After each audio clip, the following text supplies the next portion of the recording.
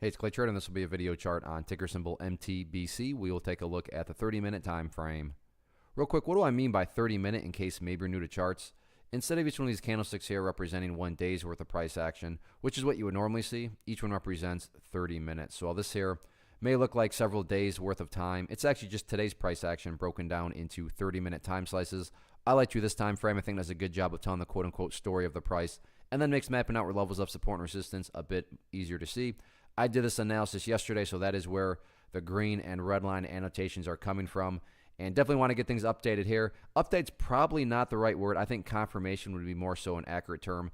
Confirmation of what? Well, really these levels of support and resistance that I talked about yesterday, although I am going to adjust the one level of support because now that we have more data, there is one area of the chart that seems to be more so where the buyers are hanging out. So I realized this green line I had right there, and I mean, if you want to keep it right there, you can, because really, at the end of the day, it's still held as support. Yeah, the price dropped below it a couple times, but by the time the dust had settled and the closing bell had rung, the price is still up above it. So it's not like this green line here was faulty or anything. But like I said, there's more data.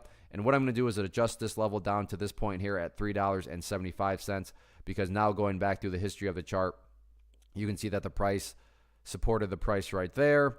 And then the price, once again, was supported there, and then a little bit later on, once again today was supported right there. So 375 is just where I would feel comfortable now calling that kind of that near-term level of support. But nothing has changed in terms of the big picture perspective, what I talked about yesterday, and in the event you did not watch yesterday's video.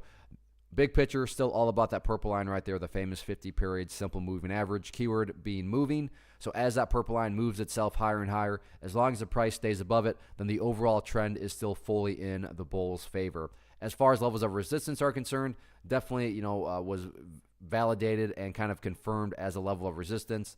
Yeah, the price right here temporarily got up above that red line, but it was never able to maintain above it, so therefore it was not a true break. A true break having two parts. The first part always being the obvious one. Well, yeah, price has to break above a certain level. But then the question becomes, well, can the price maintain and stay above the break?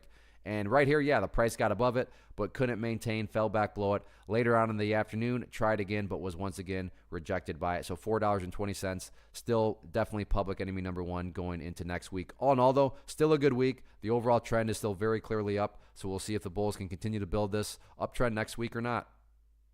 One of the biggest questions I get is, hey Clay, how do you find the stocks that you trade? So what I've done is put together a free resource guide where I talk about the tools that I use to locate stocks that I find interesting and think may have potential. So if that sounds like something that could add value to you as a trader, then click on the image that is up on the screen right now and I will email you the guide. The guide itself is very short and to the point, and best part, it's completely free.